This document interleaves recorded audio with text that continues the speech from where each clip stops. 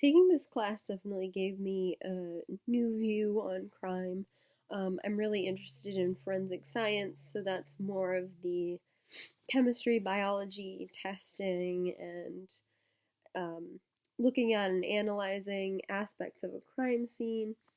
But it's definitely important to know the sociological reasons for crime and the impacts. And I would say the aspect of it that interested me most during this semester was the media. Um, we definitely know that what the media says isn't always true. That's especially evident on social media like Facebook.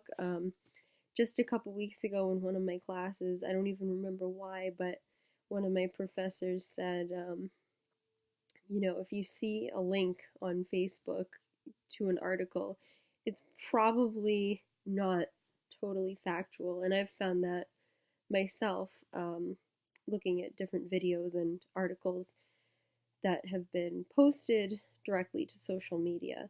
They're either taken out of context or they're skewed in a certain way. You don't get the full picture a lot of the time. And you also don't get both points of view, which is really important as well. Something that was interesting to me that I remember reading in the book was about the fact that this has really been going on for centuries. In the 1800s, I think it was, there were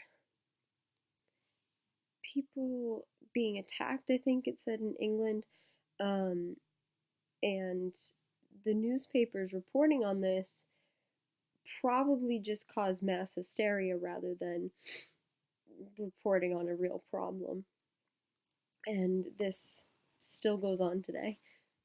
I found it really interesting too, looking at the chapters in the book about media reporting and real crime statistics, that violent crimes don't happen that often at all. But if you just watch the news, you think that kidnappings and murders happen constantly, which to a certain degree, yes, they do, but not to the extent that you need to be in constant fear for your life.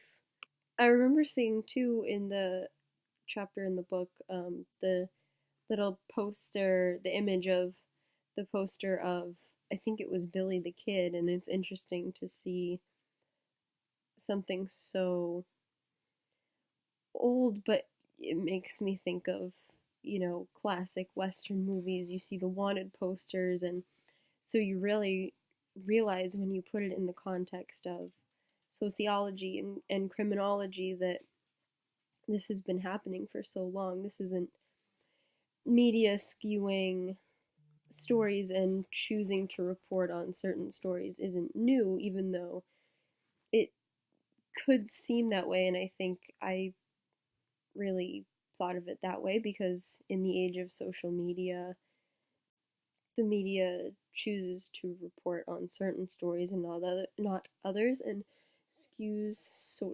stories to match their agenda sometimes. Um, and that seems like a new thing with all our technology, but it's really not. And that's something that was really interesting to find out. It's really interesting to see too how the media skews stories about people of different genders, different races, um, as we saw in the images from the discussion last week. Um, it's we definitely have a racially biased media as a whole, um, and that's obvious. I can think of seeing stories about if somebody commits a crime. If it's a black person, then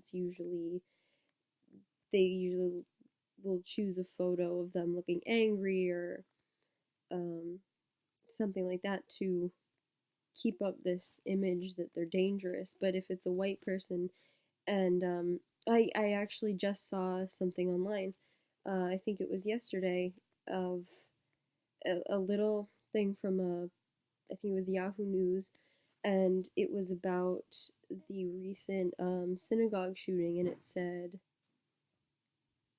I can't remember exactly, but it was just describing the shooter who was white as, a good student and all these positive um, attributes, and that doesn't matter. I'm definitely more conscious now, um, having taken this class and understanding more about the media and their impact on crime in society. Um, I'm more mindful of what I read and what I hear, because if you don't know the real statistics, then you would think that